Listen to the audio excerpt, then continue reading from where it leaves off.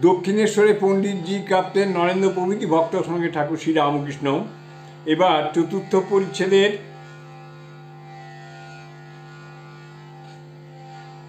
সপ্তম অংশ।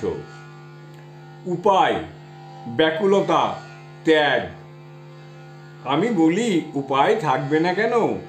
তাঁর শরণাগত হও আর ব্যাকুল হয়ে প্রার্থনা করো যাতে অনুকূল হাওয়া বয়, যাতে শুভ যোগ ঘটে।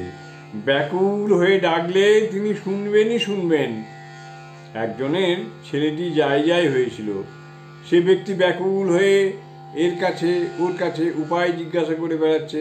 একজন বললে, তুমি যদি এইটি জোগাড় করতে পারো তো ভালো হয়। 7 নক্ষত্রের জল পড়বে মরার মাথার খুলির উপর। সেই জল একটি ব্যাঙে খেতে যাবে।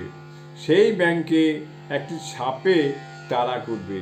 ব্যাঙকে কামড়াতে গিয়ে সাপের বিষ ওই মরার মাথার খুলিতে পড়বে আর সেই ব্যাঙটি পালিয়ে যাবে। সেই বিষ জল একটু লয়ে ডুবিয়ে খাওয়াতে হবে।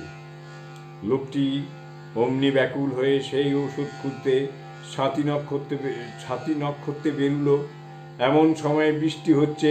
তখন ব্যাকুল হয়ে ঈশ্বরকে বলছে, ঠাকুর এইবার মরার মাথা জুটিয়ে দাও। খুঁজতে খুঁজতে দেখে একটি মরার খুলি, তাতে 7 নক্ষত্রের জল পড়েছে। তখন সে আবার প্রার্থনা করে বলতে লাগলো, দোহাই ঠাকুর, এইবার আর কটি জুটিয়ে দাও। ব্যাঙ ও সাপ, তার যেমন ব্যাকুলতা তেমনি সব জুটে গেল। দেখতে দেখতে একটি সাপ ব্যাঙকে তাড়া করে আসছে আর কামড়াতে গিয়ে তার বিষ ওই খুলির ভিতর পড়ে গেল। ঈশ্বরের শরণাগতি হয়ে তাকে ব্যাকুল হয়ে ডাকলে তিনি শুনবেনই শুনবেন, সব সুযোগ করে দেবেন। ক্যাপ্টেন, क्या दृष्टांत। जय।